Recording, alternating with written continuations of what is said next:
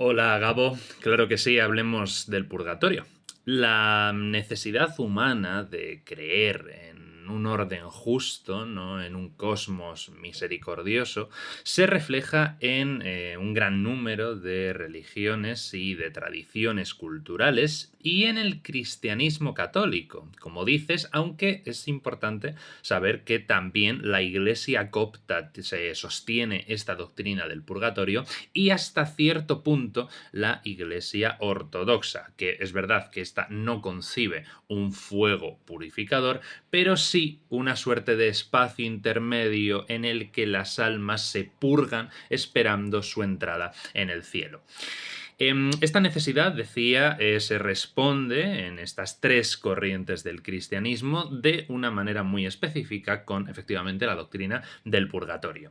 Se pensaba que sin duda debía existir un lugar intermedio, ¿no? Un espacio, un tercer lugar, ¿no? Al que pueda ir una persona común, alguien que no sea ni un pecador compulsivo ni un santo impoluto, precisamente para purgar los pecados que no son tan graves como para ir al infierno, pero que sí evitan o impiden la entrada en el cielo.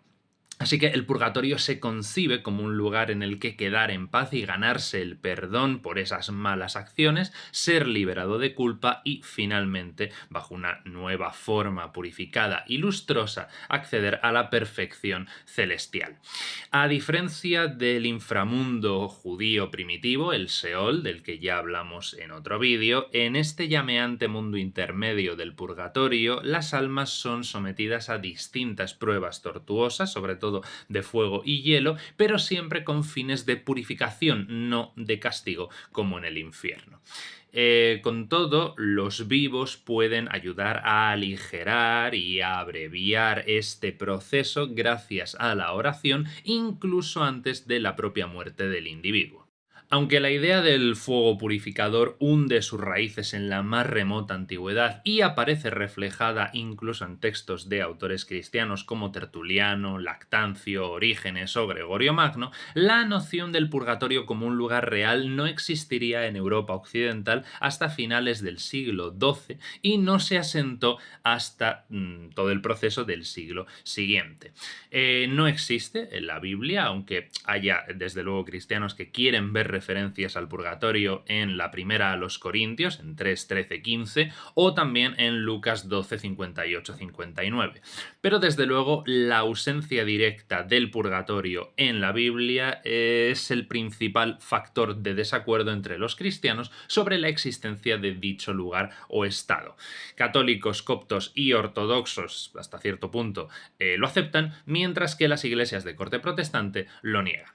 En cualquier caso, la práctica de orar por los muertos y hacer ofrendas ha existido siempre, también desde el inicio de la Iglesia, y ya aparece en el segundo libro de Macabeos, en 12:41-46, donde Judas Macabeo envía dinero a Jerusalén para que se ofrezca un sacrificio en honor de sus guerreros muertos en combate.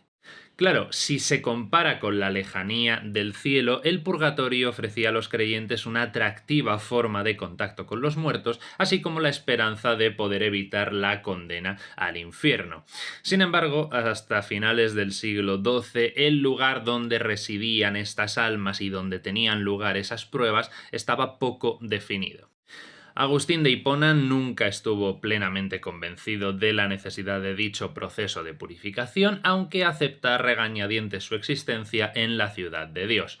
Por su parte, Robert Pullen, que fue cardenal que llegó a ser canciller de la Iglesia Católica en 1145, establece por primera vez en sus Sententiae que el infernus locus est, es decir, que el infierno es un lugar, pero no está del todo seguro de la existencia de las ignis purgatorias, es decir, las llamas purgatorias. Y escribe: están en el cielo, están en el infierno, el cielo no parece adecuado para las tribulaciones, pero la tortura no parece adecuada como correctivo, ciertamente no en nuestro tiempo. ¿Dónde están aquellos que se suponen deber hacer penitencia tras la muerte? En los lugares purgatorios. ¿Dónde están esos lugares? Aún no lo sé.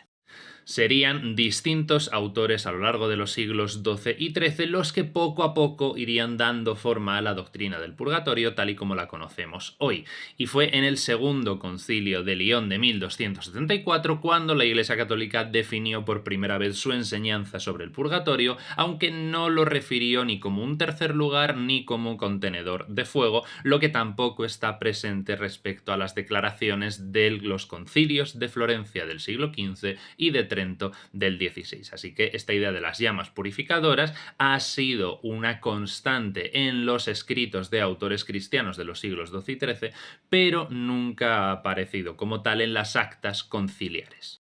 Finalmente, los papas Juan Pablo II, Benedicto XVI y ahora Francisco han escrito y estimado que el término, que el purgatorio, no hace referencia a un lugar, sino que es una condición de existencia.